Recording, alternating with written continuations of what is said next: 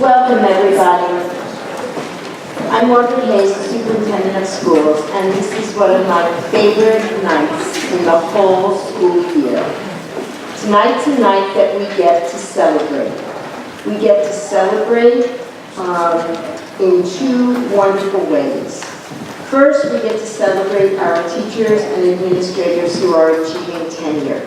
And then we get to celebrate our outstanding principals for their dedication to our students, their faculties, and our staff and parents. We are so fortunate in this district to have outstanding teachers. Teaching is the one profession that creates all others. Teaching is complex, demanding, and essential work. It not only requires keen intellect, but vast amounts of patience and resilience. It also requires something from all of the families who have nurtured and created those who became teachers. Because you are the teachers' constant cheerleaders. You are their backbone when things go bad. You are the ones who give them the courage to get up and do it all again the next day when they come home saying, oh my gosh, that lesson didn't go so well. They continually look to you for support. So whether you are a parent, a spouse, or a child of one of the people that we are recognizing tonight, let's all give you a round of applause for your support.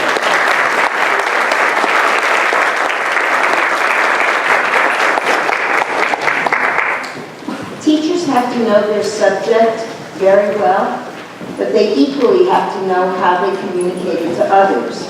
And I'm sure just a few of you sometimes have had those practice subjects where they've tried it out on you to figure out, will this work?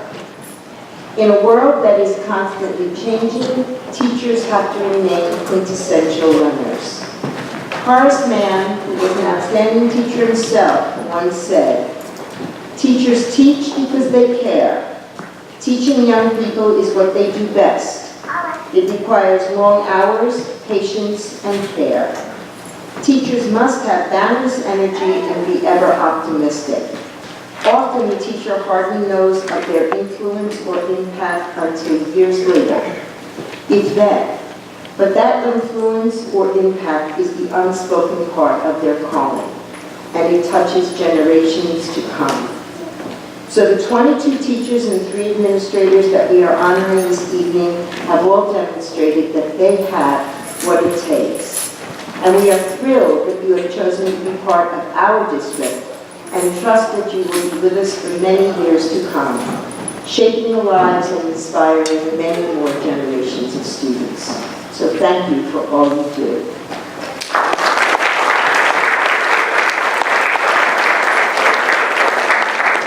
I want to thank, before we get into tonight's celebrations, Evergreen's principal, Mrs. Colleen Hobart. We always love to be able to use this beautiful facility. And I want to acknowledge our PTA Council and PTA leadership for their support.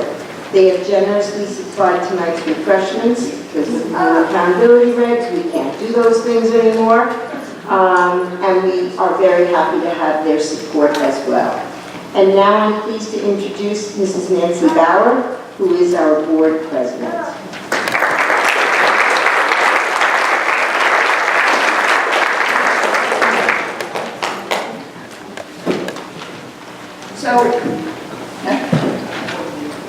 Okay. I'm going to officially declare our board meeting for tonight open. And we always begin with the Pledge of Allegiance. So please. I pledge allegiance to the flag of the United States of America and to the republic for which it stands, one nation, under God, indivisible, with liberty and justice for all. This is the exciting part of our meeting, but you're certainly welcome to stay with us later and attend the more business portions. But it is a very exciting night, and I want to offer congratulations on behalf of all the board members to the teachers and administrators. You have repeatedly demonstrated not only your knowledge and skills, but also your passion for teaching, your commitment to education, our students, and their success. We thank you for your energy, creativity, and professionalism that you bring to our schools each and every day. I always think it's interesting to think about the Latin beginnings of words that we use, and tenure comes from the verb to hold. And so that's what we want to do here in Scotch Plains Fanwood, is to hold on to you, to keep you here in our communities because of your dedication and the guidance that you're going to give our students in the future.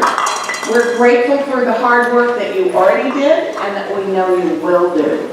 And one of the things that I had here too was also to thank the parents, the children, the spouses, all the family members for all the weekends, evenings, and support, just as Dr. Hayes had done.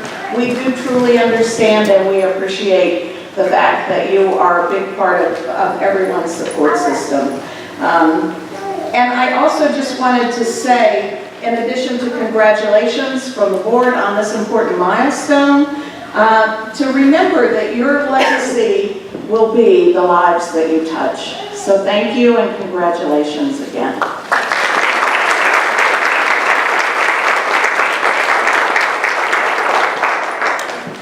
So we do have a resolution here, and I hope I pronounce everyone's names correctly. Whereas the mission of the Scotch Plains Fanwood Public Schools is to educate and to empower our community of individual learners to be successful citizens of the world. And whereas the Scotch Plains Fanwood Board of Education will always expect exceptional performance by staff, will always hire only the most qualified candidates, and will promote the maximum performance and achievement of every student and staff member. And whereas the following teachers are deserving of receiving tenure in the Scotch Plains Fanwood Public Schools this year: Park Middle School, Brian Erndl, Alexandra Hanner, Rania McCabe, Amanda Baggio, Elizabeth Wickard. McGinn School, John Lone. Terrell Middle School, Raul Fernaguera, Matthew Gunther, Amanda Nail, Alexandra Neidig, Jania Pope, Amanda Salcedo, Courtney Scott, Lisa Sarangano, Kimberly Tinker. Scotch Plains Fanwood High School, Antonio Gaetano, Bethany Henry, William Koenig, and Andrea Kushner-Peedy, Raymond Moscow, Heidi Novik, and Fatia Sami. And our administrators, Justin Fiore, Aaron Molman, and Andrea Tornesco. Now, therefore, be it resolved that the Scotch Plains Fanwood Board of Education recognizes and congratulates these newly tenured teachers and administrators, and offers our support and our best wishes as they continue to work diligently with our students in Scotch Plains Fanwood Public Schools. And that's the motion. Okay, all those in favor? Nobody opposed. I knew it was going to be unanimous. Okay, so we want to call up the principals, and we'll start with Park Middle School. Is that all right? So I would like to have Dr. Dumars come up, and I would like to call up Brian Erndl, Rania McCabe, Amanda Vacchio, and Elizabeth Richard. Come on up. And Peter Patuco, our Director of Human Resources, is going to help us as well. I understand that Alexandra Hanna couldn't join us this evening, but we celebrate her as well. And I'm going to turn it over to Jocelyn, who has a few words to say about these fine educators. Hi, good evening, everyone. I'm really happy to be here tonight to talk about these four amazing people, minus one, Alex Hanner, who couldn't be here tonight. Just a preemptive congratulations to everybody else who is sitting in the audience also attaining tenure. I am very excited to say that I've hired a lot of you guys, so way to go. So I'd like to talk first about Brian Erndl, who's this gentleman right here. He teaches social studies at Park Middle School, and Brian is probably one of the nicest human beings that you will ever meet. Always has a smile on his face, always professional, always warm and kind, makes great relationships with kids, and I always have the pleasure of watching his simulations of social studies, which make even the most esoteric, ancient cultures feel like they happened just yesterday. And that's really the amazing part of what Brian does in his classroom. So thank you, Brian.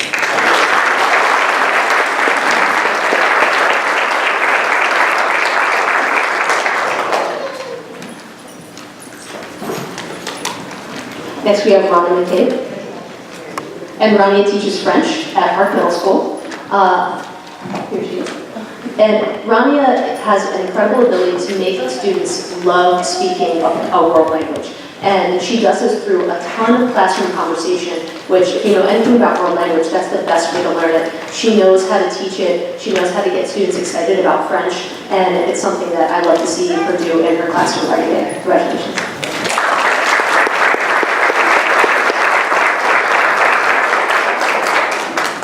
Next is Amanda Laccio. Amanda teaches math explorations at Park Middle School, and she has this amazing ability to make math truly meaningful, which as a former language arts person really is saying something. So anytime I go in her classroom, I see the real world applications in her mathematics, and whether they're designing cereal boxes or elbow guards for, for different skateboarding things, the kids really see the real connections in a problem-based learning environment, which again is really incredible. Right.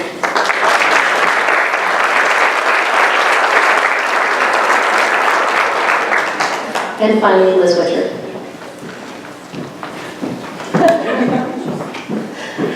So Liz is one of our writing workshop teachers at Park, and I just happened to, I did not plan this, I was eating lunch with two of her students today, I was spending some time with them, and they totally unprompted by me, by the way, brought up Miss Witcher, and they said, you know, when she teaches, she's really serious, but she's really nice inside. Like a perfect way to describe Liz. But, so as you can see, she's wonderful and loves kids, loves teaching, but also she's incredibly smart and adept at really understanding student assessment and getting kids to make great comments towards each other. She is a master at peer feedback. So congratulations, Liz.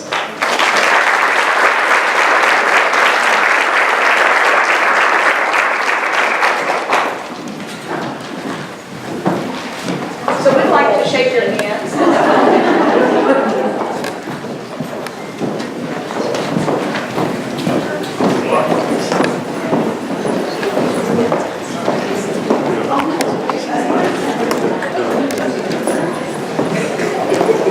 And now it's my pleasure to ask Dr. Scotch to come forward with John Long.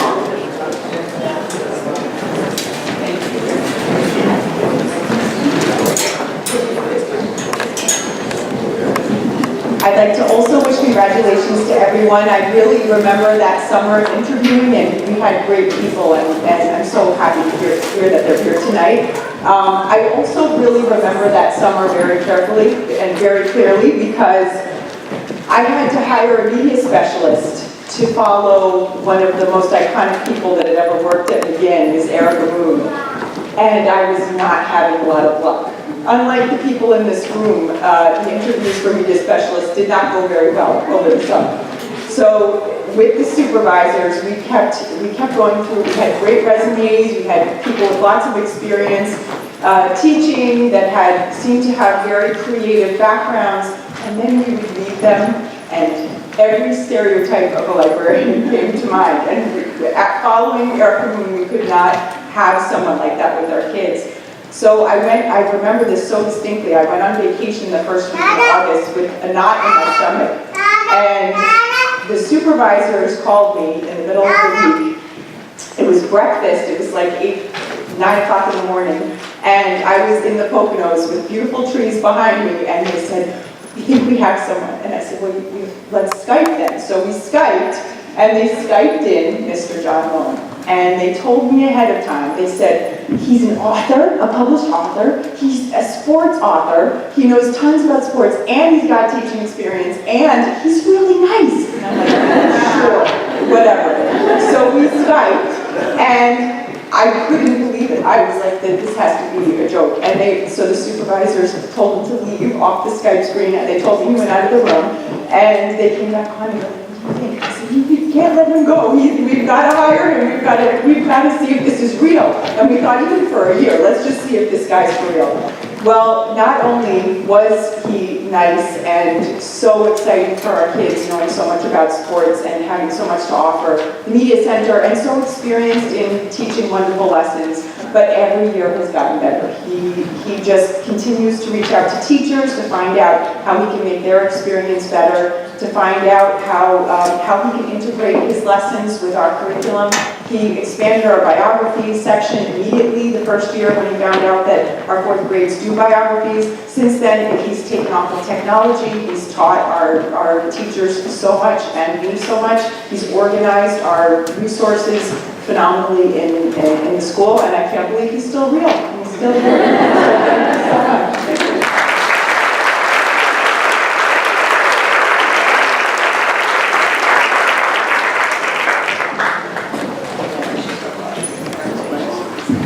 And now I'd like to call up Dr. Kevin Holloway, and if we could have Ralph Ranguera, Matthew Gunther, Janaea Pope, Amanda Salcedo, Courtney Scott, Lisa Sarangano, and Kimberly Tinker. I do believe that Carol gets the gold prize for the most to be tenured this year. So you know what that song was like. So the arena was full, and all the folks came to see if the son of a sharecropper and the grandson of a former slave could live up to the hype. And Jesse Owens raced his way to history. 4 years, you folks have come to Terrell, you'll put forth your best effort, and you two have reached your way toward tenure. And so on behalf of everyone at Terrell, I want to congratulate you, and congratulate everyone else as well. So I'm going to try to remember some little things about each of you. And so I will start with Matt. So I remember Matt's demo lesson very distinctly because Matt did his student teaching in 2nd grade. And you always wonder in middle school, you know, can an elementary school teacher live up to being able to work with middle schoolers? Totally different people. But his lesson was on ratios and something with financial literacy. And he had the kids so engaged, and I was like, yep, gotta have Matt. And so, Matt, I just want to thank you for all that you do. One thing I need you to do, though, one time, please call me Kevin. It makes me feel old. And congratulations.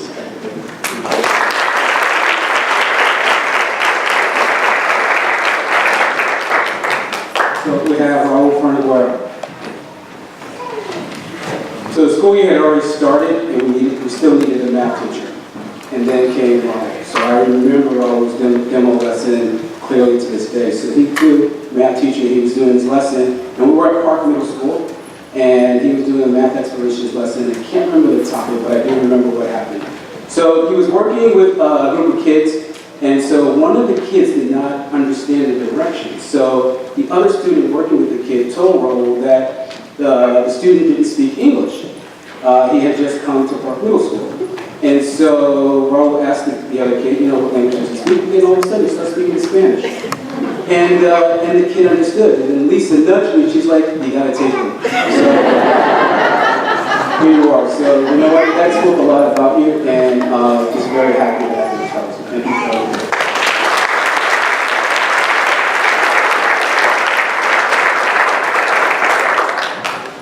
And next we have Janaea Pope.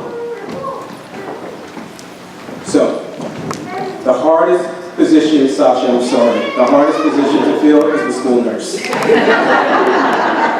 So, we had gone through, I want to say, 6 interviews for school nurse, and it just was not working out. The individuals were not a good fit for Terrell or the district.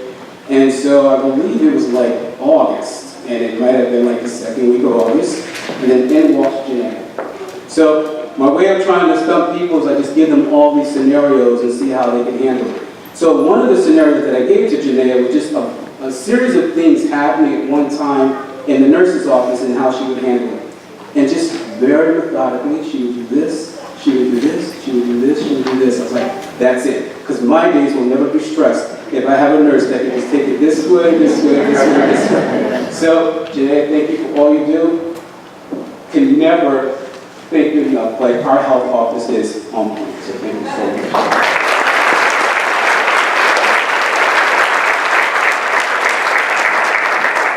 I told you it was an exhausting summer.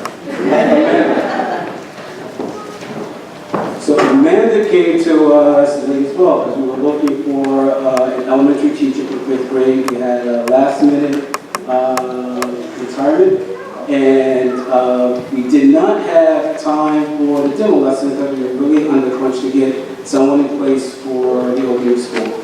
So the alternative was to give Amanda a lesson to do, and then she had this task associated with the lesson, and then we just asked a series of questions based on the principles of learning. So rapid fire at Amanda, these different questions about principles of learning. She was just coming right back at me. I'm like, this is too good to be true.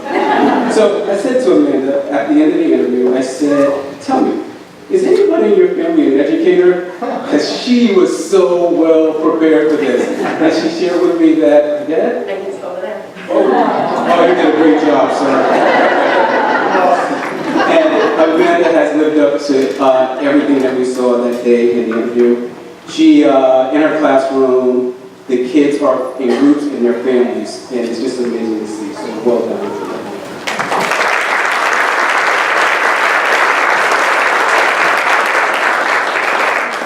And now we have Courtney. Courtney Scott.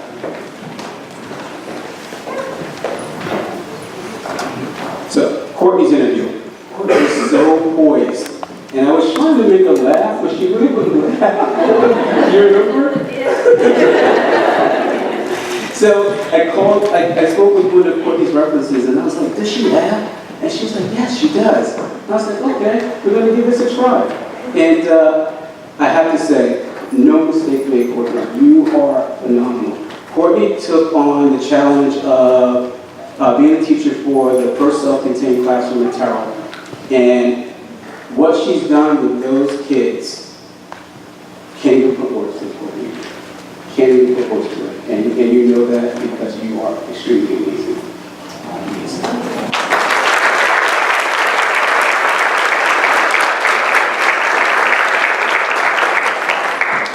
Lisa.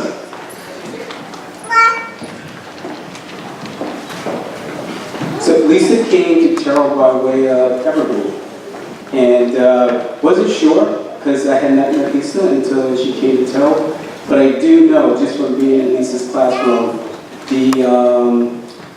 the respect and rapport that exists in your classroom is just truly phenomenal. Her commitment to the kids, outstanding. Her commitment to her practice, outstanding. Your lesson plans are just like incredible. Sometimes it takes me like hours to get through them because they're just so well detailed. But you can rest assured, if you had a kid and you were going to Terrell, this is one of the places where you want them, because Lisa's amazing.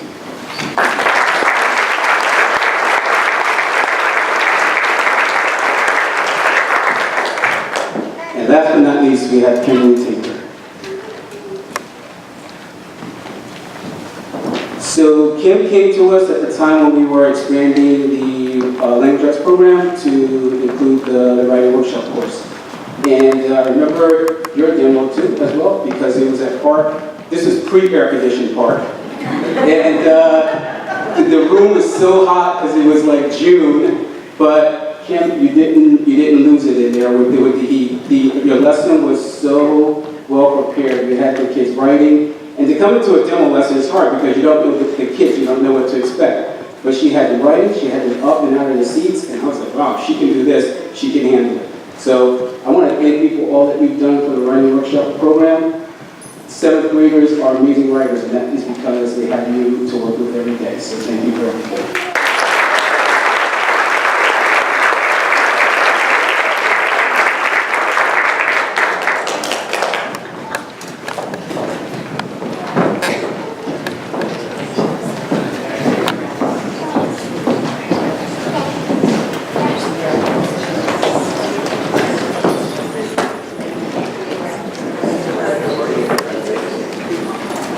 Now I'd like to call up Dr. David Heisey, principal of Scotch Fanwood High School, and Antonio Gaetano, Bethany Henry, William Koenig, Andrea Krishna, Raymond Moscow, Heidi Gilbert, and Bobby Nizami.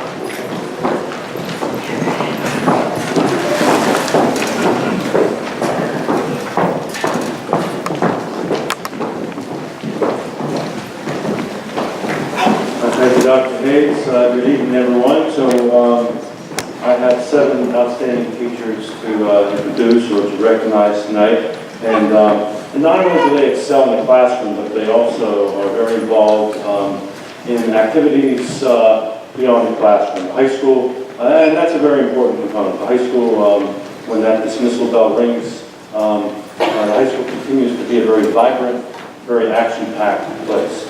And all the teachers here are dedicated to the classroom during the school day, but continue that dedication beyond the classroom. And that's a very important part of the high school. I often say that, you know, the academic programs, the heart of the high school, and everything that goes on around it is the soul of the high school. They are involved very much so in both. So let's get started. We're going to start with Antonio Gaetano. Mr. Gaetano is a world language teacher. He teaches Italian. Mr. Gaetano, through his student-centered approach, makes speaking a different language, a second language, appear very easy. Italian is a beautiful language, as you know, a romantic language, and it just kind of rolls off the students' tongues when you're in his classroom. And his tongue as well. He does an outstanding job. Mr. Gaetano was instrumental in getting an exchange program started. So we have a sister school in Italy. And so Mr. Gaetano and one of his colleagues, each year we'll take a group of students from our high school. We'll go to Italy, we'll stay with families, host families, and then they reciprocate, they come to the United States. Mr. Gaetano was instrumental in that program, so imagine going to high school, having an experience to go to Italy. Imagine the responsibility it takes going abroad with a group of students. But again, it's something he set up that speaks to going beyond the classroom. So congratulations to Mr. Gaetano.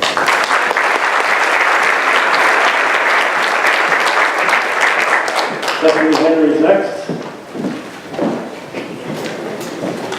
So Bethany Henry is a member of our business education department. She facilitates a number of courses in business ed, specifically business management, consumer finance, as well as accounting. And I can tell you that accounting is the heart of any business. And we have many students, a very popular course among our high school students. And we have many students that through the accounting course that they have taken with Bethany, it has served as a springboard for them to go on to college to be business accounting majors. Many students have moved on to that. Likewise, Bethany is involved beyond the classroom. She is involved as the advisor of FBLA, Future Business Leaders of America. So they engage in competitions, but they also serve and do a great deal of community service for our local community. And Bethany Henry facilitates that as well. So congratulations to Bethany Henry.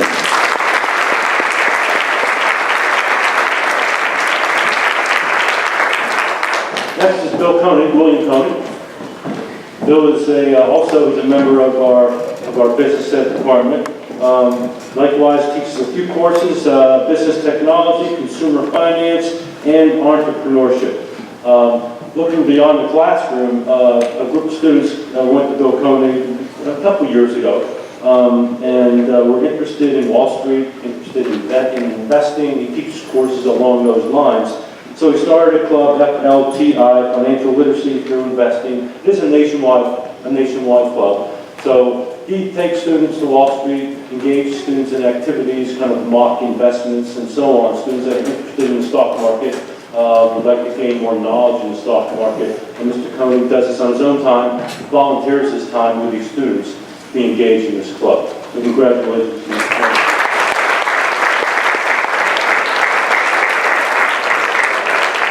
Andrea Fisher-Beebe.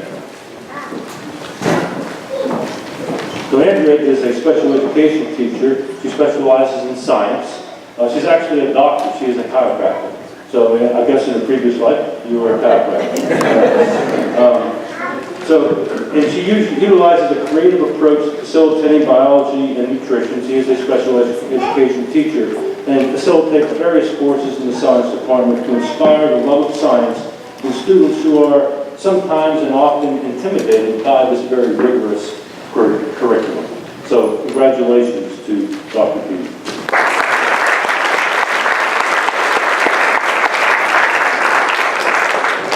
So next is Ray Moscow. Ray is technically part of the English department, but in many ways he is in a department of his own, if you will. Ray teaches all the classes associated with radio television. So if you turn channels and you stumble upon channel 34, I guess? 34 or 22, depending on what provider you have. If it's something having to do with Scotch Plains Fanwood High School or any school in our district for that matter, Ray Moscow has put his personal touch on that, I am sure. I can tell you at times it seems Ray Moscow lives at Scotch Plains Fanwood High School. Just a few things that he does, not beyond the classroom. He is the producer of Raider News, which many of you may see. You can get on our website and see it as well. He is the director of the fall play, which will be opening this November. He is the stage crew advisor. He's involved with rep theater. He announces athletic events on a moment's notice that happened recently, among many other things. So not to mention the fact that Ray offers a unique experience that is rare for a high school student. There are a number of students that have gone on to communications, especially in television and so on, who have been inspired by Ray Moscow. And I'm proud to say Ray was a former student. He's a graduate of Scotch Plains Fanwood High School as well. Ray Moscow.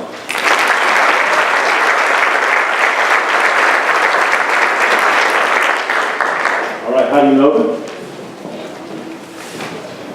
So Heidi is a member of our English department, and she has been involved in a variety of programs. The one that comes to mind first, we call it Patty. It's a teaming approach. High schools are not necessarily known. High schools are often seen as very discipline-oriented, very content-oriented, often less student-oriented. Not necessarily by design, but that's often what happens. But in Heidi's case, she facilitates a number of courses for ninth graders. Is teamed with other teachers who share those same students, and they engage in thematic cross-curricular approaches, which is very rare for a high school. But it's a very important program that we have placed a great deal of value on, and it wouldn't be successful without Heidi Nova's involvement. Likewise, I can tell you that Heidi is the advisor of our Scotia. Very difficult job. It's a school newspaper, an award-winning newspaper. I know she loves the job, but it's a challenge. Students, it's like running a newspaper. It just so happens to be a student newspaper. And students, they want to write about all kinds of things, and Heidi is the chief editor, or I guess the CEO, you could say. Actually, I'd be the CEO. She'd be the. But she does an outstanding job as the advisor of the Scotch. So congratulations, Heidi.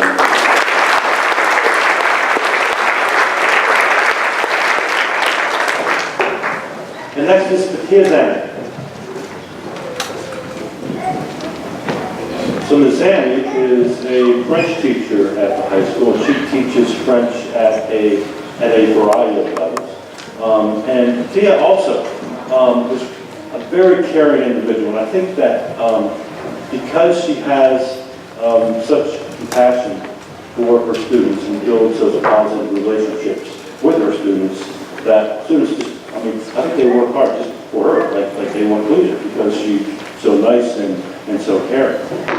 Beyond the classroom, another experience that Patia developed herself is each year she'll take a group of students and they'll travel to Quebec, the French-speaking province in Canada, spend some time immersed in a French-speaking culture. Once again, taking a group of high school students away, overnight, different country, speaking a different language, huge responsibility. But Patia took it upon herself to do that. So she provides our students with that opportunity. So congratulations to Patia Zani and all 7 teachers at the place.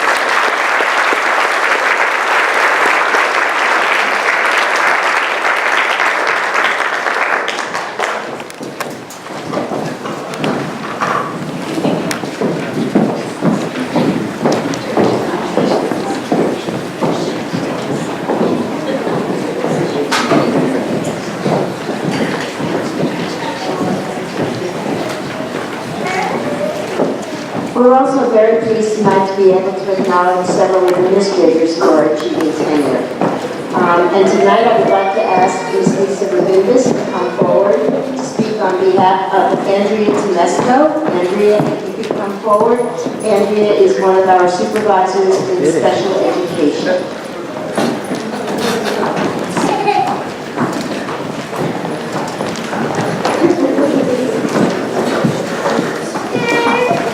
Congratulations to everyone receiving tenure today. As Jocelyn said before, I feel responsible for many of your hires. A little part of pride there. Congratulations to all of you.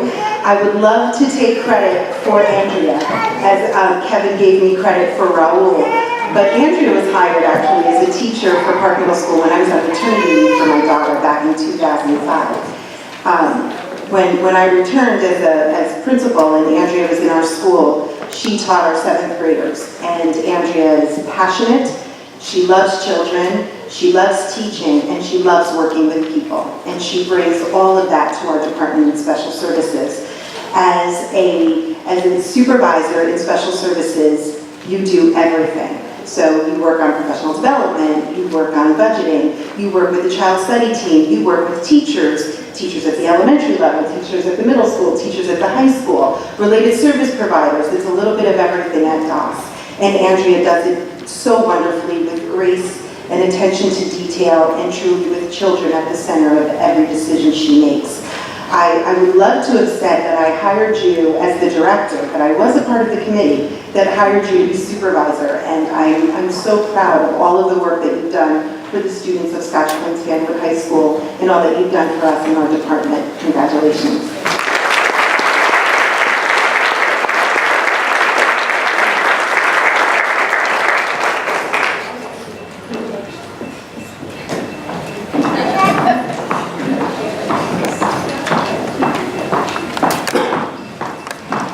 And now I would like to call up Erin Molman.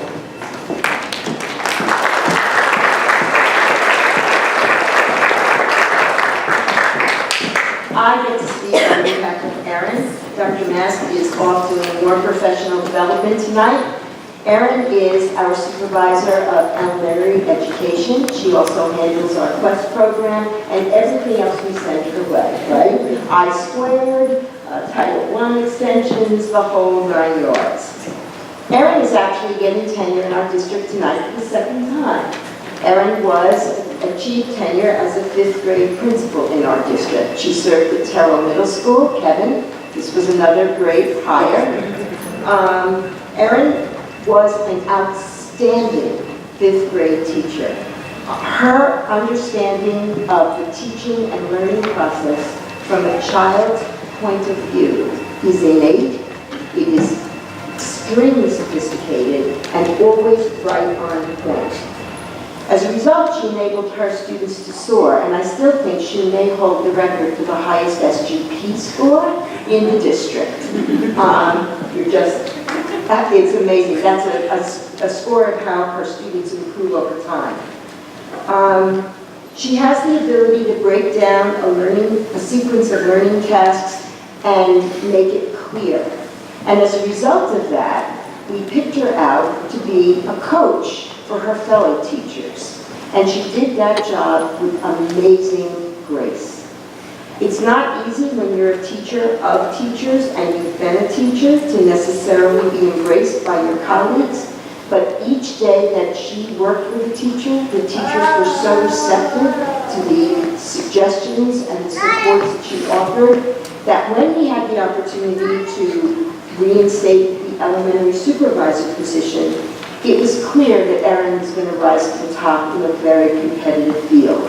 That's an area where we do get a lot of applicants, and we knew we had a home run even before we started the process, because we knew that Erin could handle this job with grace, with dignity, and with a great deal of caring. She continues to be a very thoughtful, reflective educator in every aspect of her role as a supervisor, whether it's lesson design, assessment, or professional development. She remains creative and child-centered, and all of her approaches enrich our district. We are so fortunate to have you as part of our administrative team. Thank you.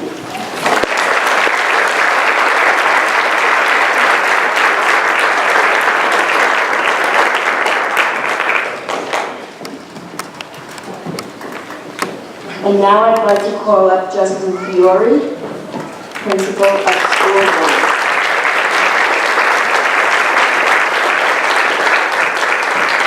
And I want to give a nod out to all of the School 1 staff that are here tonight on his behalf, as well as his wife and his lovely family.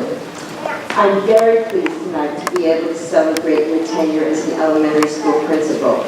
A lot of people tonight have recalled that interview process when we were out looking for principals or teachers, as the case may be, and I do remember the interview process with Justin. We have had Jeff Briscoe as a principal at School 1 for many, many years, and Jeff, in the eyes of many, walked on water. He just couldn't be replaced. We had to go out for a year and have an interim. It was so, the situation was so tense that we lost Jeff. Mary Snow stepped in and served admirably in that role, and I remember meeting with the parents and the teachers and saying, what are you looking for in a principal? And when all was said and done, I think we found him. Justin said to me in that interview, I enjoy being out in classrooms all the time. You're out there every day. It's a rare morning where I don't see him directing the traffic in front of School 1. He enjoys being with students. He enjoys laughing with them, having fun with them. And he supports his staff. He has high expectations, but he also remembers how to take people back to being learners. One of my favorite observations was watching him challenge his teachers in the makerspace, where they were given a collection of stuff and they had to create an answer to a problem. In terms of leadership, he's created a very caring school. School 1 is known and recognized for their Kids Care Club. They've been recognized by our State Board of Education, and this is a hallmark of where our kids give back to the wider community. You're enthusiastic about getting everyone involved, students, parents, and teachers. And School 1 is a vibrant community of learners in your capable hands. Congratulations.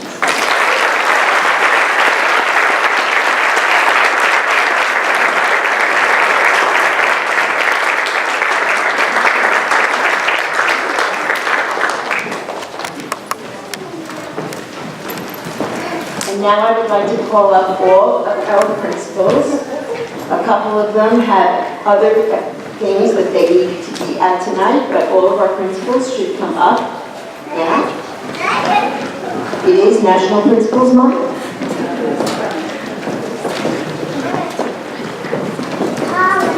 So we have Karen Weatherall, we have Dr. Dumares, we have Justin Fiore back, we have Dr. Heisey, and we have Sasha Slocum was out there somewhere. There she is, Sasha, and we have Dr. Holloway. And I'd like to introduce Jean Cleary, our Board Vice President. We have a resolution to read tonight in honor of you for National Principals Month. Good evening, everyone, and congratulations to everyone that's being recognized. I think our students are really the luckiest ones. So thank you for all of your efforts. And great schools are filled with great teachers and supervised by great principals. So thank you for being here. It's my honor to recognize you this evening. Whereas the National Association of Secondary School Principals and the National Association of Elementary School Principals have declared the month of October 2017 as National Principals Month. And whereas schools inspire the next generation of professionals, artists, educators, business and political leaders, and others who contribute to a healthy and prosperous society. Principals are responsible for providing instructional leadership and professional management in our schools.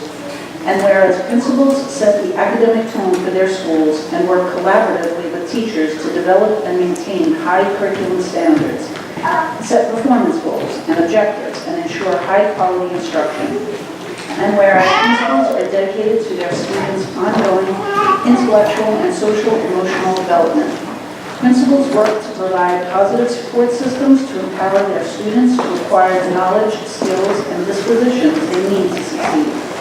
And whereas school principals are responsible for the safety of their students and staff and the security of their school. Principals maintain student discipline by setting high standards, providing the support students need, and demanding the best of them. And whereas principals are key to implementing state and federal education reforms in New Jersey. And whereas principals lead the way in making schools accountable for students, parents, the community, and other stakeholders. Each principal is responsible for fostering a dynamic partnership between the community and the school in order to create a positive learning environment for students. And whereas the month of October has been declared National Principals Month and is dedicated to recognizing the significant contributions of our nation's principals and the enthusiasm they have for providing quality educational experience and guidance to their students.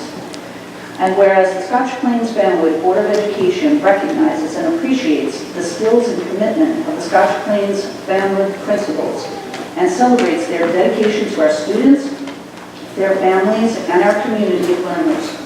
Now therefore be it resolved that the Scotch Plains Fanwood Board of Education recognizes and commends the contributions of our school's principals, Dr. David Heisey, Dr. Jocelyn Dumaresque, Dr. Kevin Holloway, Mr. Scott Fortnick, Dr. Karen Weddell, Ms. Colleen Holbert, Dr. Sasha Slocum, and Mr. Justin Fiore for their continued services to our children. Thank you very much.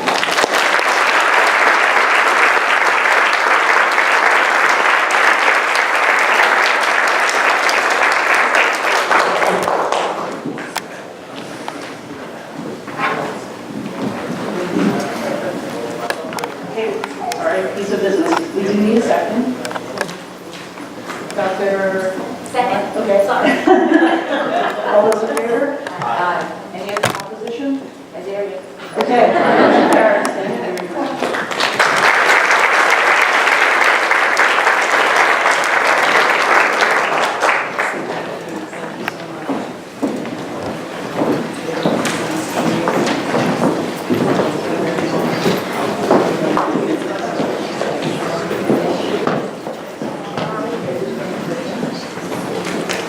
I think you can see why we're so fortunate in our district to have such fine educators, teachers, leaders, and all who support our schools. Again, I want to thank each and every one of you for coming out and sharing in this evening's celebrations. We do have cookies and some apple cider back there. Be sure to help yourself. And again, I want to thank the PTA for helping us by providing the refreshments.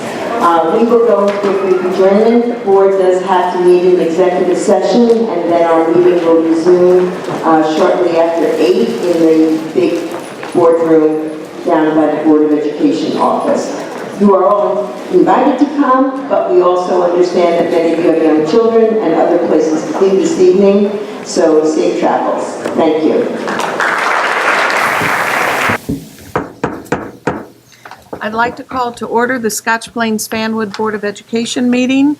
It's our open agenda meeting for October 12th, 2017. Mrs. Saradaki, would you please call the roll? Mrs. Brody? Here. Dr. Clancy? Here. Dr. Kulikowski? Here. Mr. Murray? Here. Mrs. Suriani? Here. Mrs. Williams? Here. Mrs. Winkler? Here. Mrs. Cleary? Here. Mrs. Bauer? Here. Quorum is present. Thank you. Please join, oh, we already saluted the flag. So used to doing that. We had a wonderful start to this evening, a little bit different because we were able to celebrate our 22 newly tenured teachers and 3 newly tenured administrators, and also recognize our principals for National Principals Month. So we had a wonderful celebration. Put us a little bit behind because we've been in an executive session too, and we discussed personnel, HIB, suspension and detentions, and legal issues. So notice of this meeting was given to the Borough Clerk of Fanwood, the Township Clerk of Scotch Plains, to the Times, and to the Patch. And let's see, we do have additions to the agenda.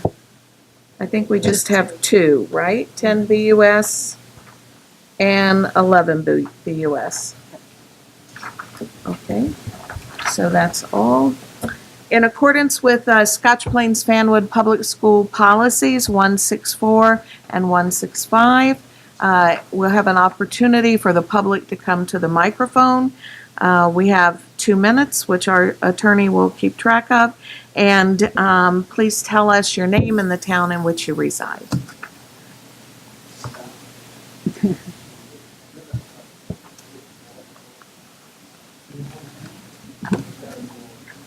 Good evening. Matt Tibbles, 2396 Channing Avenue, Scotch Plains. I'm currently the booster president for the athletic boosters at the high school. Many people have come to me over the last few weeks to discuss something that has come to this board over the years a few times, and that's lighting the athletic fields, both the football field and the soccer field at the high school. We feel that it's time to start diving into this again for a lot of different reasons. The obvious athletic reasons, it opens up more time slots for practice. All of our fields are very constrained. You're up there in the afternoon, there's 3 teams practicing on the football field, 3 more down on the grass, 2 up on the soccer field. So practice time gets to be difficult. And we have a lot of youth programs in town who could also benefit from extended field availability as well. But beyond the obvious athletic advantages, just the attitude and the quality for our students, the opportunity to play games at night and have events like that to attend and support their students, their fellow students and athletes. Almost every town around here has lights with the exception of a few. We participate in a lot of games at night for our competitors. It's a lot of fun. The kids really enjoy going to these games. I think it's a quality of student life. It gives them another thing to do. I'll let the band, who is also represented here, talk about the benefits to them, but that group out there, they're probably still out there right now. It's probably the hardest working group of people that this town has ever seen. They're up there till 9 o'clock working with lights from the parking lot. Wherever they can find a little speck of light, they're out there working. So wouldn't it be great if they could actually practice on the field that they compete on? Things like SMAC, the Relays for Life, we could do more of those types of events. There's just a myriad of options that we could offer to our community, to the students here at Scotch Plains Fanwood High School. And I know I'm running out of time, but and then the big carrot at the end is revenue. County games, state games. There's thousands of events that go on in this state every year that we can't even put in for because we don't have the right facilities. They want those games at night. That's when the draw is. That's when the money is. We could generate a significant amount of revenue for the school and the Board of Ed and lots of other programs. So thank you very much. Appreciate it. We appreciate your input.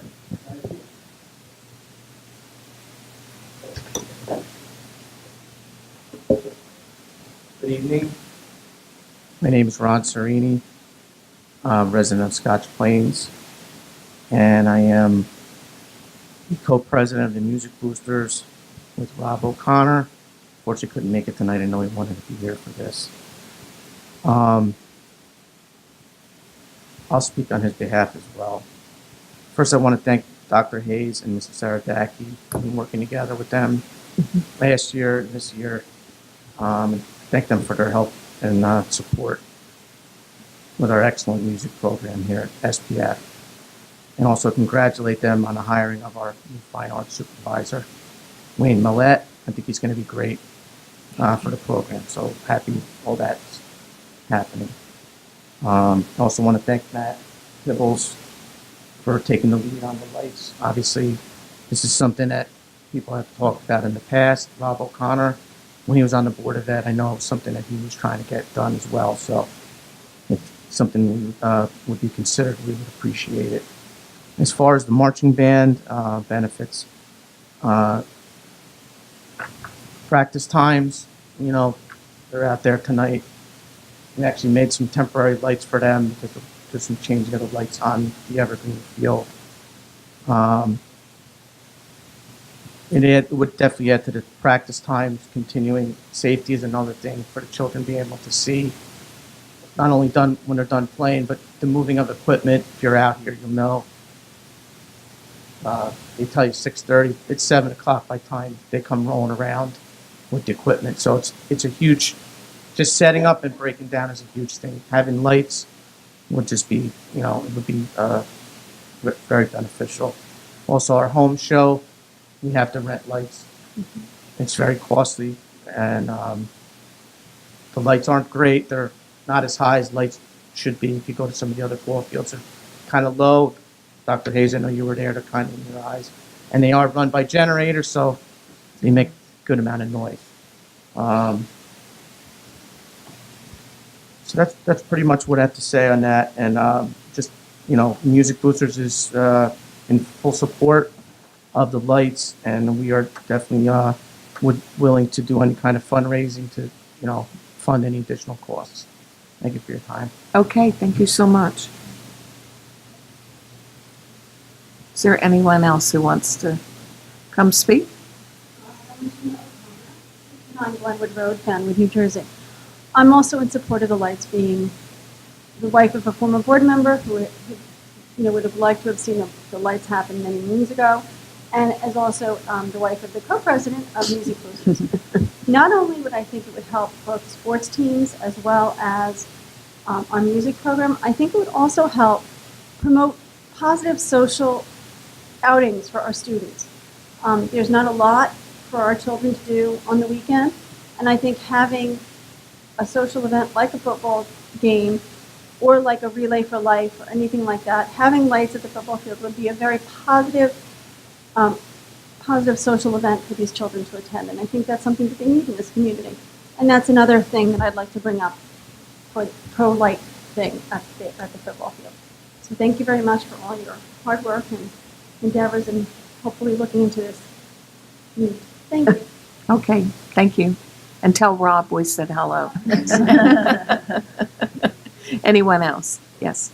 Nicholas Nitty, 39 St. John's Place, Fanwood, New Jersey. I grew up here, entrenched here, have 4 children in the school system, and I think the lights, when I was here and graduated in 1988 with older brothers, we played under lights in different fields. Now there's a big push for multiple sports. I'm on the board of directors for field hockey, a wonderful program that's back into the town after a 16-year hiatus. And everybody thinks that lights are for football. Lights will be for football, for soccer, for band, for field hockey, for lacrosse, multiple sports, multiple kids getting together, safety. I think it's a great town and community building.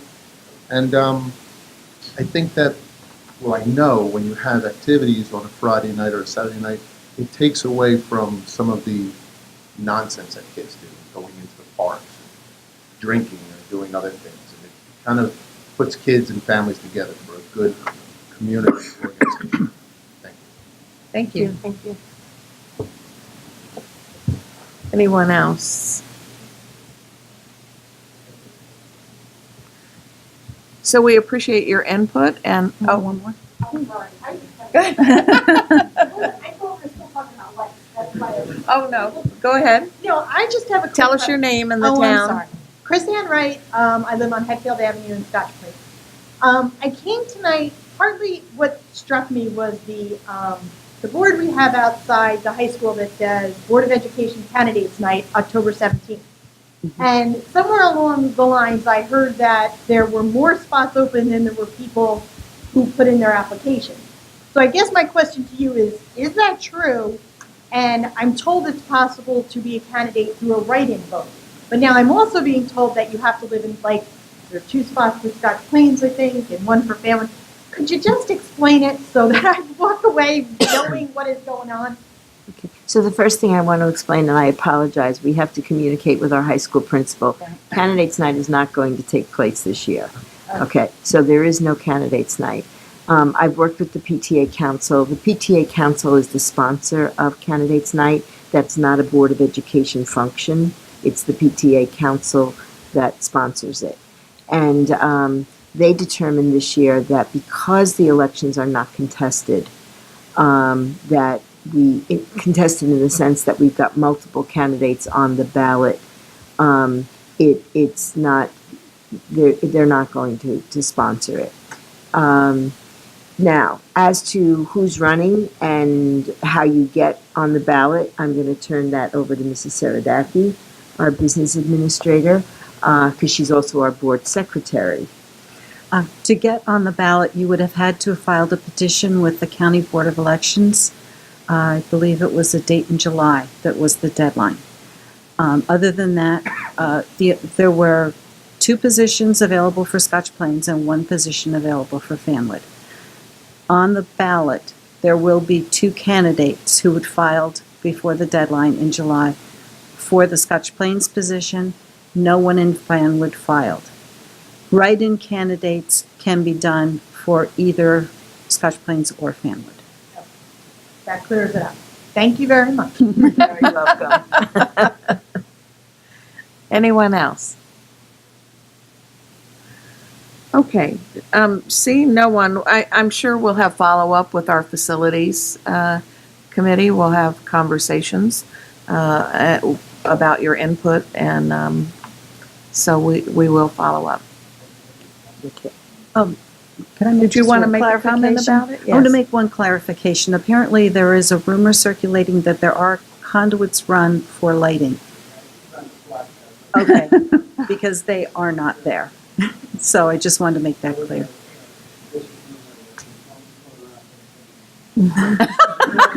Not that prevents us, but. Okay. Well, thanks for trying to work with our business manager to dispel that. Okay, so the next thing on our agenda is committee reports. I know we have some. I know we have curriculum. You want to go? Sure. Mrs. Cleary? Yes. The curriculum committee met on October 2nd. We met with Dr. Hayes, Dr. Mast, Dr. Heisey, Mr. Donahue, the assistant principal at the high school, Ms. Esposito, and Mr. Miller.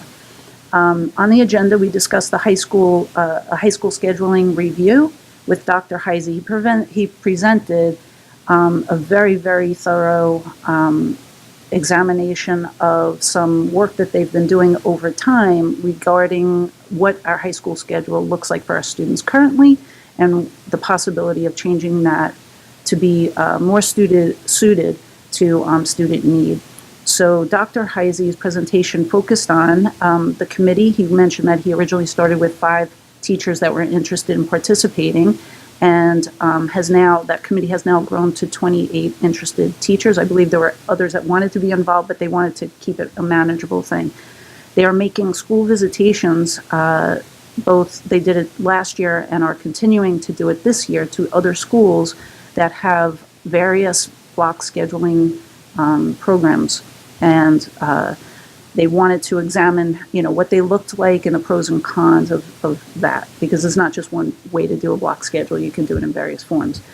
Why block scheduling? He mentioned the benefits to upgrading from a system that the students currently have, which was designed during the Industrial Revolution, creating more opportunity for in-depth study with increased class time, reduce administrative time on things like attendance that happens every day in every class and eats into instructional time. The possibility of building in a study period. The high school day would also better resemble what students will experience in college. He presented a really thorough packet of information for the committee members, and I am going to suggest that all board members are presented with that because there's a lot of reading and research material to back up his thoughts. The analysis of time, the timeline, as well as changes to sequencing of how curriculum will be affected by that. Professional development would have to be looked at, which would be crucial to successfully preparing teachers to adapt to longer periods, and ensuring that the time is positively spent with students, not just longer periods, right? The next steps, Dr. Heisey's committee will continue to reach out to various districts for site visits and to gather information for best practices. He actually shared with us as part of the packet, there was a full page of questions that they are looking to get answers to see how that would best work for our students in our district. Other items, the effect on the scheduling, including extracurriculars, how that would all work. This is a fact-gathering process right now, so nothing immediately is being proposed. They're researching it and gathering more information. The committee was provided with a packet outlining the research and addressing the various forms that block scheduling can take. Excuse me. We recommended as a committee that all board members are presented with the packet for review. It's really fascinating stuff, but it's a little more dense than I'm prepared to go into tonight. Notes of proposed plan as highlighted by Dr. Heisey. He's looking at an A/B scheduling program that would be based on a 2-day cycle throughout the year. Each day would have 4 classes, 3 of which would be assigned to teachers in some capacity. Each teacher will have 1 prep and 1 duty.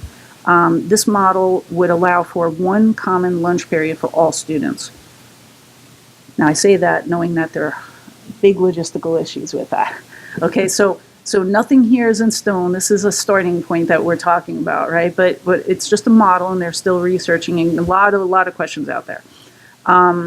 They're looking at this, allowing us to determine whether we want to continue an AM period. It would be possible, maybe not what we would want to do. Those questions have to be answered.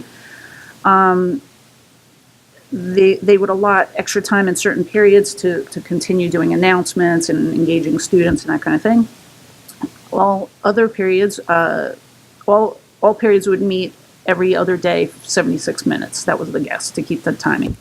One of the 8 periods over the 2 days would actually be a study hall, and there was some discussion about some other districts that they're looking at require a study hall. Some allow students to take other classes during that time, and the pros and cons associated with each. One of the reasons where they were looking at this is to better answer the issue of stress in students' days. And as I mentioned here, the concern for stress for students and faculty trying to keep up daily with a very rushed current schedule where they're really jam-packing a lot in at the high school. This issue was reported by stakeholders, including in our recent strategic planning. I think virtually every group that we broke up in small group work and presented to the whole at the end of the first strategic planning meeting, and virtually every single group had something on there concerning students, and we had high school students present, I should mention, which was really great. But both parents and community members and students had a concern about the stress factor for high school students and trying to provide an opportunity to better address what their real needs are. And again, looking at it more in preparation for what a college experience will look like, where very few colleges, I don't know of any that do what we do to kids today, 7-8 periods in a row. The committee and full board will be updated over the next few months as the work continues. The second thing that we talked about in our committee meeting was under the area of physical education. Ryan Miller spoke to us about option 2. Option 2 is the provision under the New Jersey Administrative Code that allows districts to create an alternate path to meet standards for graduation that provides students with meaningful learning experiences. Applied here, the committee had previously requested information on how to address the question of creating an alternate path for in-season athletes to reduce the stress on both the athlete and the need to provide additional sessions for gym classes to students that are already surpassing requirements through daily athletic schedules. Mr. Miller provided the committee with a presentation listing the schools with an active option 2 in place. The benefits to this are students get scheduled for, and again, this is not set in stone, this is an examination of possibility of what we may do. Students get scheduled for a study hall to allow in-season athletes more time on schoolwork. Student participation would be voluntary. Gym class sizes we would think, be reduced by the students choosing to opt out of gym classes that are in season. Students continue to take their health classes as required, and possible extra time would allow them to meet with guidance counselors, trainers, and teachers for support, and that's, of course, at the availability of those professionals in the building. The disadvantages are that sports training in specific may not address lifetime wellness issues, may be very focused on just that sport. Ensuring the core content curriculum standards are met through the coaches. They may be affected by, it may be affected by a loss of stress reduction, which some students benefit by having an active gym class during the day. And that the PE classes have a heterozygous grouping possibly not found in team activities, which tend to be groupings of like students, right? Pass-fail doesn't factor into GPA, but that's not necessarily a core course. Discussed at the, and also committee requests for more information. While offerings in the current gym program are broad, the committee would like to know how each is subscribed to and get a better view of benefits for remaining in the current program or moving to option 2. So we have a better, deeper understanding of what we're really looking at.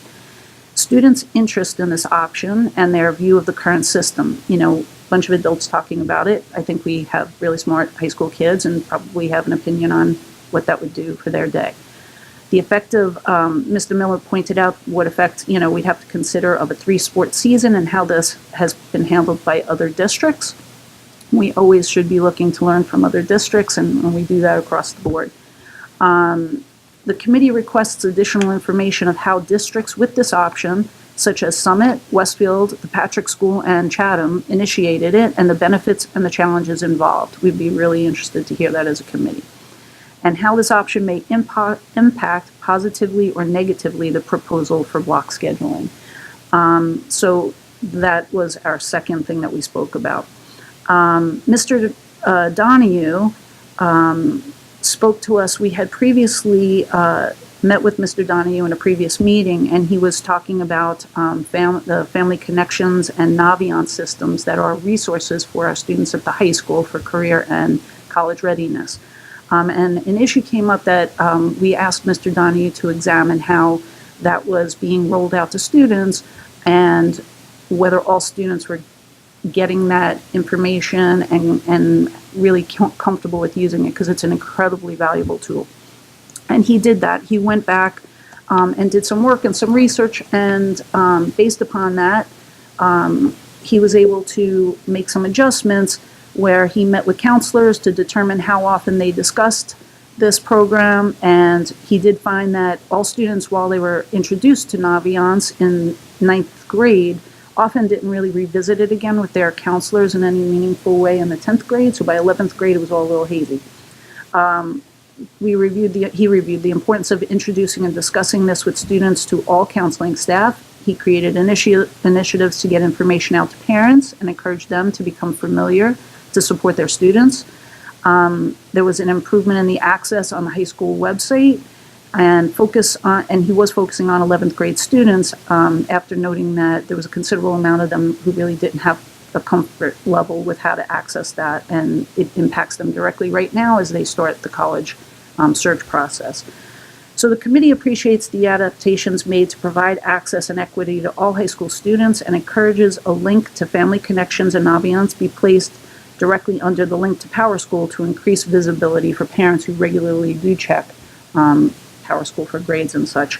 So I think we're moving in a really positive direction, and I know a lot of work went into that, so we thank him for that. And finally, Dr. Mass did present the committee with a review of the district park test results. Dr. Mass will be making an in-depth presentation at our next board meeting on October 9th, so I really could not possibly do justice to that. But I would say that overall the district students are performing well above the state average and other park states that are in the consortium. So stay tuned, October 9th, come back out. She does graphs. She's much better at it than I am. October 19th. Right. Yeah. So the other committee members, if you have anything to add, please. Okay, thank you very much. So will be interesting to see the rest of the.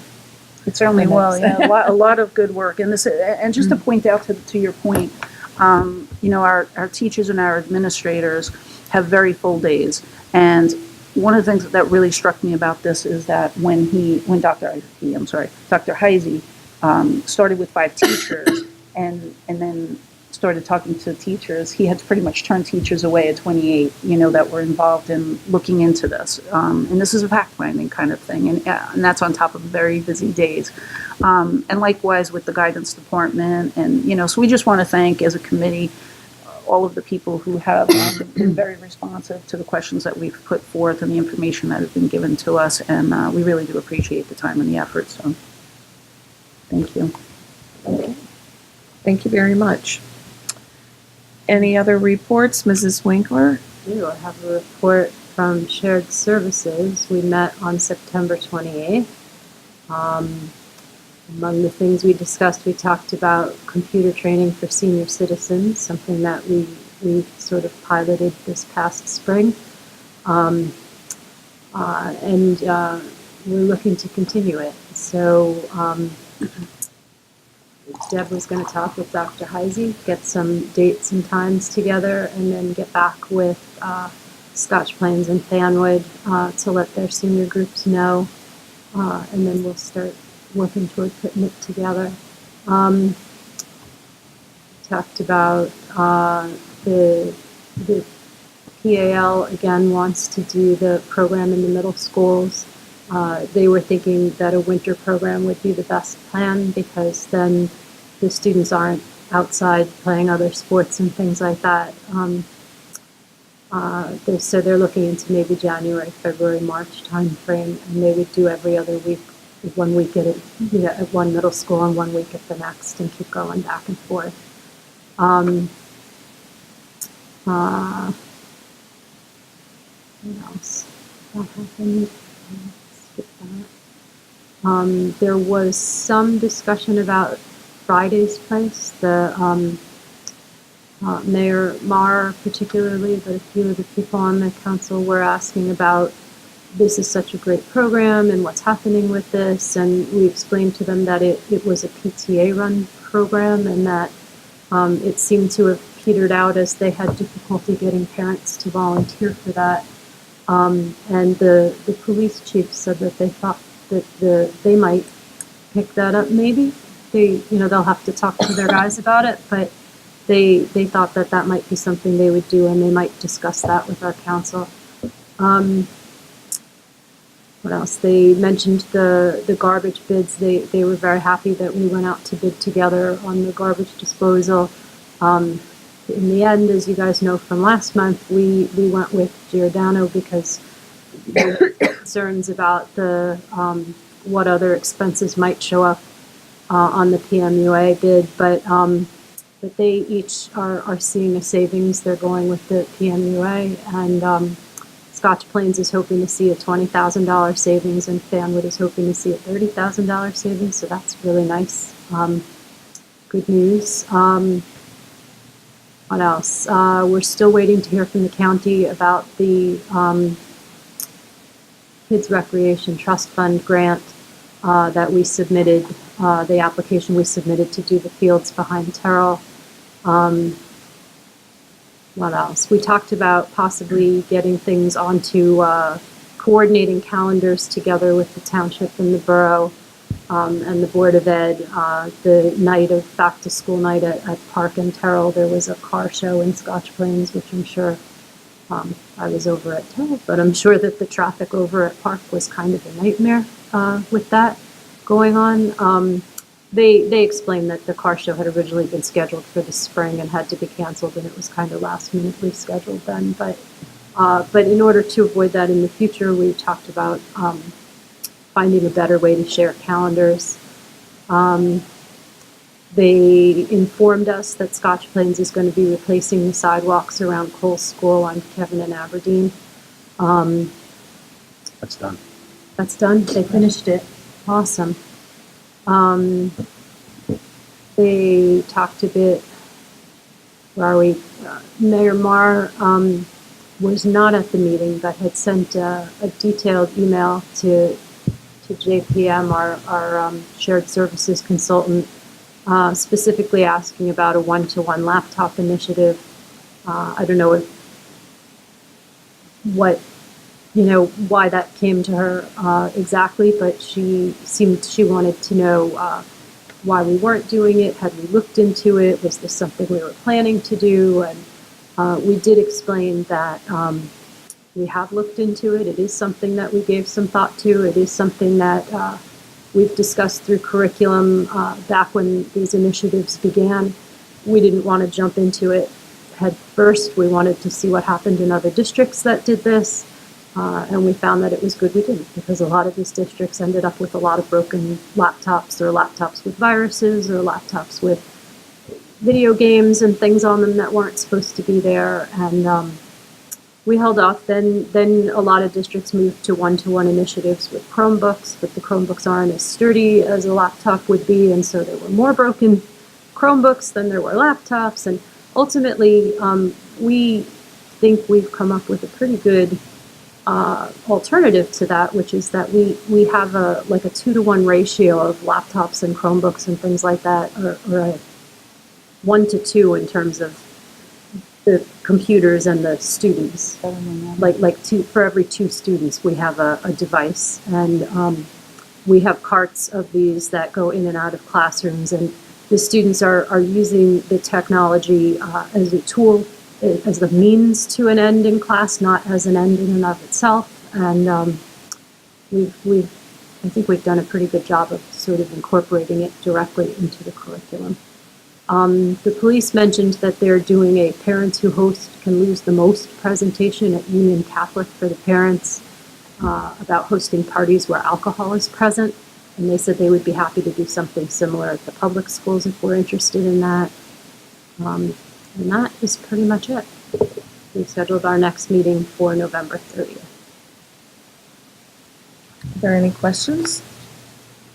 May I? Dr. Hayes, can you just speak to that ratio? Because I think that ratio is a little better than that, actually. Yeah, I think we're now at 1.3 to 1. Wow. Yeah. Thank you. But I think to your point, our approach has been to utilize the best technology, letting the instruction drive the technology that we choose to put into place. And so, certainly if someone has a question about why we're doing it the way we're doing it, they can reach out to us. Dr. Mast is the architect behind the infrastructure that we've put into place relative to the technology. So we're certainly open to input from people, but she would be available to answer any questions that anyone has on why we're doing it the way we're doing it. Yeah. The other thing that I mentioned at the meeting to the council was that we use the Google Classroom platform, and that they can access from any computer anywhere those things. They don't need a dedicated computer for that. Okay, thank you very much. Anyone else? All right, we didn't have any letters to the board, so that brings us to the superintendent's report, Dr. Hayes. Thank you, Mrs. Bauer. We do not have any out-of-district placements at this time, which is a good thing. 2S, tonight I would ask the board approve the following field trips. The Moonglowers are invited to the Harry Connick Jr. Show at NBC Studios. This will take place on November 29th, and as this is a New York trip, I would ask that the board approve it. And Terrell Middle School's jazz band would like to travel to Chatham Middle School on April 19th to perform there for adjudication and feedback. These are opportunities where our band goes and performs with other bands from around the area, and they bring in experts that give them feedback on how they're doing, so it's very worthwhile. So moved. Second. All those in favor? Aye. Opposed? Thank you. 3S is simply an announcement. We are, every month at this time, our official enrollment numbers are reported up to the State Department of Education. The deadline is usually always around October 15th, and since that was on a Sunday this year, they are officially the October 13th numbers. And so as of October 13th, we have 5,584 students in our district For comparative purposes, last year at this time, we had 5,577. So there's a minor change of 7 students. The good news is that means our enrollment is quite solid and we're not seeing a lot of fluctuation. So you have the spreadsheets that give you the detailed breakout, but enrollment is strong in the district. And then 4S, at our next meeting, I will be providing you with the statement of assurance that we complete on the off years when we are not directly being reviewed under CUSAC. CUSAC is the New Jersey Quality Single Accountability Continuum that is used to evaluate all districts in the state of New Jersey. Districts are generally evaluated every 3 years. You'll recall a couple of years ago it was our turn, but we received a waiver because we were deemed by the state to be a high-performing district. So in the off years, we complete the statement of assurance. We'll be sending that to you early next week. We are, for the most part, in compliance with the indicators. There may be 1 or 2 where we have some work to do, but we're in a good place. And then next year, we're anticipating there'll be a revision to the CUSAC processes. Those revisions are being rolled out this year to let districts know what's coming, and it's possible that we will be under a full review for CUSAC next year. We have been told that there will be no waivers at all across the state, that as they change this process, they want all districts to have a full CUSAC review. And then lastly, I would ask that the board approve the personnel agendas as discussed in exec this evening. So moved. Second. Okay, Mrs. Saradaki, would you please call the roll? Yes, could you please tell me who seconded you? I did. Thank you. Dr. Kulikowski? Yes. Mrs. Cleary? Yes. Mrs. Brody? Yes. Dr. Clancy? Yes. Mr. Murray? Yes. Mrs. Suriani? Yes. Mrs. Williams? Yes. Mrs. Winkler? Yes. Mrs. Bauer? Yes. Okay, thank you very much, Dr. Hicks. And I just wanted to make Yes. one comment. I always like to note class size, and for the public, it's good to note that even with the budget constraints, our class sizes remain at a good place. So I really appreciate that. I think it's really important for the students. So thank you. I noticed that. we're very fortunate. Yes, we are. So speaking of budgets and business functions, Mrs. Saradaki. 1BUS, I'd like the board to approve the superintendent's recommendations for staff training reimbursement on the report dated October 12th, 2017. All those in favor? Aye. The other items do not require a vote this evening.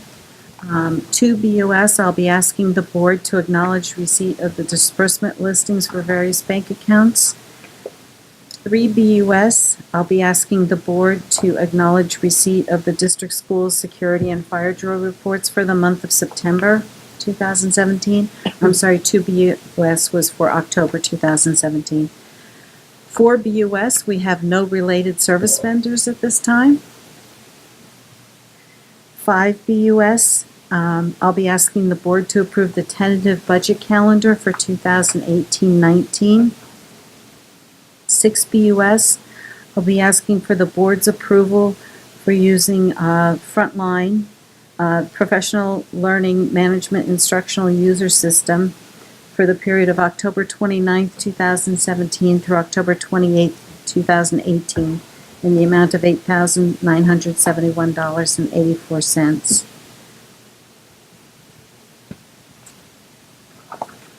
7BUS, I'll be asking the board to authorize submission of the 2017 to 2019 Comprehensive Maintenance Plan and M1 reports 8 BUS, I'll be asking the board to acknowledge receipt of the board secretary's reports, the treasurer of school fund reports, and budget adjustments for the period ending September 30th, 2017. 9 BUS, I'll be asking for the board to approve the bill list for the period September 23rd through October 13th. That dollar amount will be available in the next, in the agenda that's sent home. 10 BUS, I'll be asking the board for approval of the non-public school technology initiative program for participating schools. And that's for the non-public schools, Union Catholic, St. Bartholomew Academy, Scotch Plains Baptist Christian Day School, Jewish Community Center, and Wonder Years Academy. And 11 BUS, I'll be asking for the board to approve of the list of equipment that's technology surplus. A lot of it, I believe, is due to the upgrade that we had at our middle schools this past summer. But it's no longer needed in the district, and we would dispose of that equipment on the GovDeals website, which is covered by state contract. It's for various switches, some outdated printers, projectors, access points, computers, laptops, UPS, computer monitors, iPods, cameras, video monitors, a lighting console, digital mixer, a video cassette recorder, and a folder sealer. And that's Okay, questions, comments? Yes, Mrs. Winkler. BUS, frontline education. Yes. The invoice that we received, this is like such a stupid question, but the description is professional learning management, starting October of 17, ending October of 18.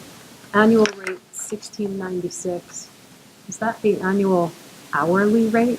Something like that. It says annual rate $16.96, and then it says amount, and it's like just under $9,000. And I'm sure that that's a normal amount to pay. But I'm looking at the $16.96. It says annual rate, and I'm thinking if that's the annual rate. Didn't read well to me. It didn't make sense. I'm looking to see if I have an attachment here. I have it here.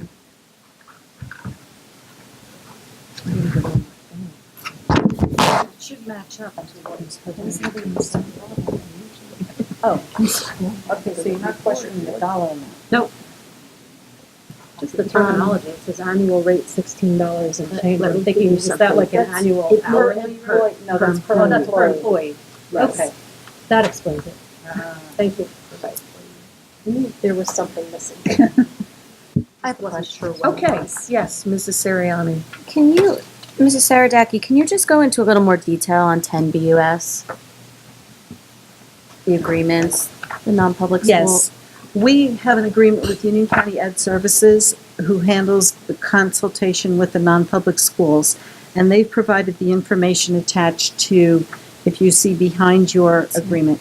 And we're supposed to approve what the non-publics have chosen to spend the money on, that the technology purchase that they are planning to make with the non-public money that's provided. I know it doesn't sound like something we should be doing, but we're responsible for the money that the money flows from the state to us, to the non-public school, and we're responsible to monitor how that money is spent. Okay, thank you. So just for clarification, we're really just a pass-through. Yes. Okay, thank you. Other questions or comments about any of these items? Trick we're here, you be voting now? Right. Okay, I just wanted to ask so with the budget calendar comes the budget assumptions? No, the budget assumptions will be in November, and that's after I meet with facilities and finance. Right, okay. That's the first step, really, of the calendar, right? Okay. Okay. Thank you very much. Let's see, that brings us to Board policies, I don't think we had anything. We did not get to them, but there'll be more coming. We had a brief reprieve. It's more. New board business.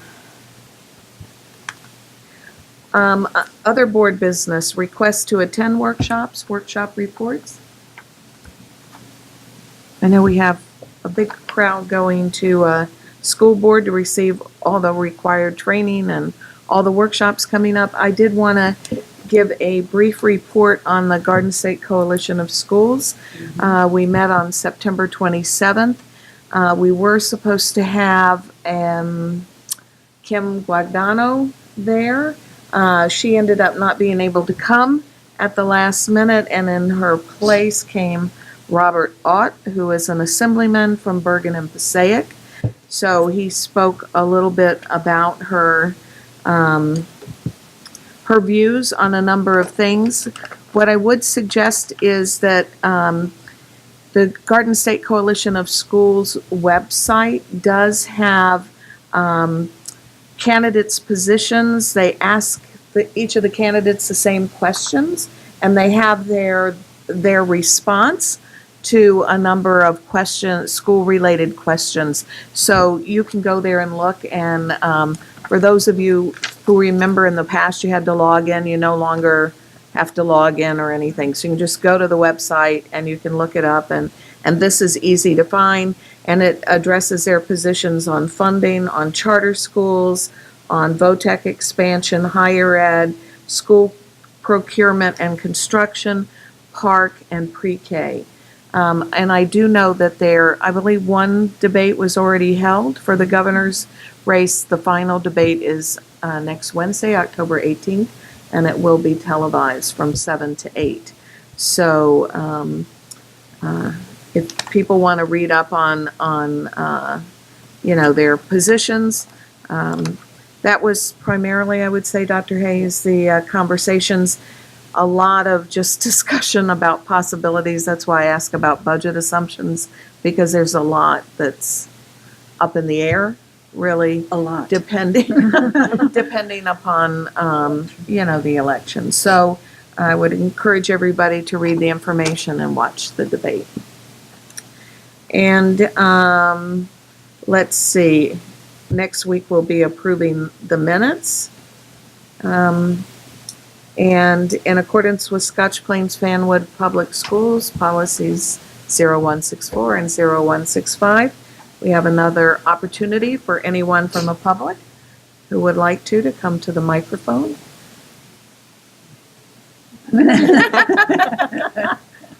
So seeing no one, we're going to move on. The first thing for the good of the order is I do want to mention, I think October 16th, I think it's a Monday, right? Mm-hmm. Is our next strategic planning. Yes. And it's the second of 3 opportunities. We had a great turnout the other evening. It was really a wide mix of community members, school, students. It was great. So we encourage anyone and everyone to come.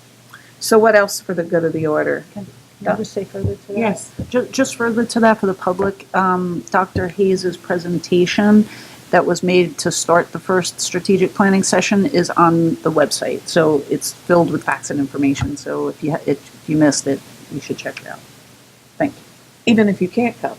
Even if you can't come, it's very valuable information. It's a wonderful summary of the state of our schools. Yes, thank you, Dr. Hayes. Yes, Dr. Kulikowski. Last night, myself and Dr. Hayes participated in the Hidden in Plain Sight presentation put out by the Municipal Alliance Committee, and Liz Nodell Gordon and the Scotch Plains and Fanwood Police Departments, and Tim McMahon, who was the federal agent who gave them the greater part of the presentation about looking in your child's room and their belongings for any hints or clues if there's any drug or alcohol activity. And they listed several resources of websites that you could go to if you still have any further questions. But they're very open. If anybody has any questions, you can go to either police department and ask them. It was an amazing presentation. It was. And something that all parents should find a way to have the opportunity to see. Mm-hmm. Because the things that unfortunately kids can have access to, and the ways in which it's the title of the program is Hidden in Plain Sight. The ways in which a lot of drug paraphernalia can be hidden right beneath you it was amazing for us to see. They did a great job. Was there a good turnout? About 40 people there. That's good. It was at the Forest Road Park in Fanwood, and it had been previously presented at the Union County Performing Arts Center in the springtime. Also, about 35 people were there for that one. It was a similar presentation. Okay, thank you very much. Anyone else for the good of the order? Well, I had the pleasure of attending another successful high school back-to-school night. And even though the Yankees were playing, it appeared to be a good turnout. And the Yankees did okay anyway. I don't even know. I think they won. I guess they won. But it was... They lost? That night. Oh, that's right. Someone Oh, did the say night they- of the back-to-school night. Yeah, I'm I only think thinking they about did the lose. latest game. Yeah, they did lose. But it's always nice to see the kids fundraising with their different clubs and me enjoying the snacks in between running the classes, which I was late too. So, but it's always nice to meet the teachers, see the students, see parents. So it was a good night. It was. Yes. Wonderful. Thank you, Mrs. Williams. Anyone else? Okay, then, we will be here again, next week. And we'll see you all also on Monday. All right. Can I have a motion to adjourn? So moved. Second? All those in favor? Aye. Okay, thank you very much. Thank you, Chris.